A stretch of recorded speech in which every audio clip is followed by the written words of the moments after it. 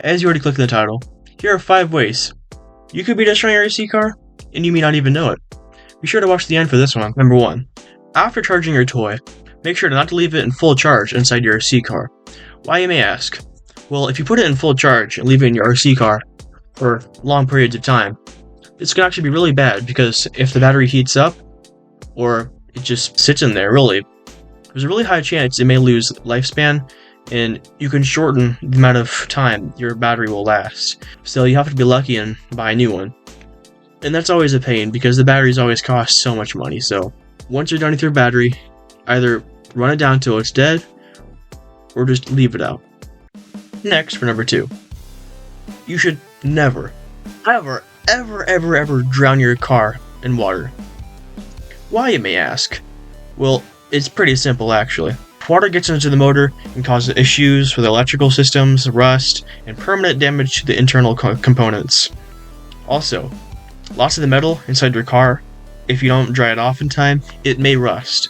And once the items rust, the functionality of the car will either slow down or maybe entirely stop. So be sure not to do this. In all seriousness, it's just plain stupid. Number 3. All of us, admit it, if you've driven an RC car, you've reckless drove. Plenty of times, I'm sure. But if you go too far with it, or do certain things, this can seriously ruin your car. For example, if you take your car and drive it in unsafe circumstances, like if one area is high elevation, one's lower, if your car falls in the wrong position, you could easily break the drivetrain or mess up your steering. And even if you do find parts, you have to know how to fix your RC car. And finding someone who wants to fix your RC car without costing more than the initial cost of your car is just the big pain. So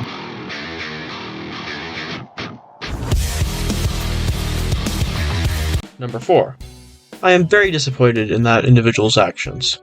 Dropping an RC car is essentially like slamming it to the ground with a great force.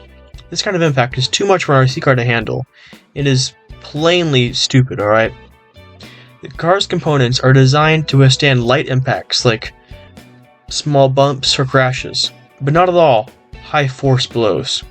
This could cause immediate permanent damage to both the car's internal and external parts. If you want to keep your RC car to last, please avoid such treatment.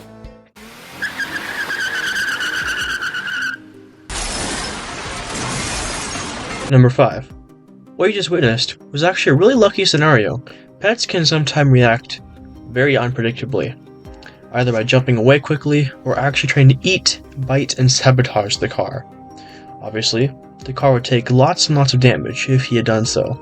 That wasn't even my own RC car, so my friend who is watching this, I'm gonna keep that car safe until I see you next time. No, I actually am.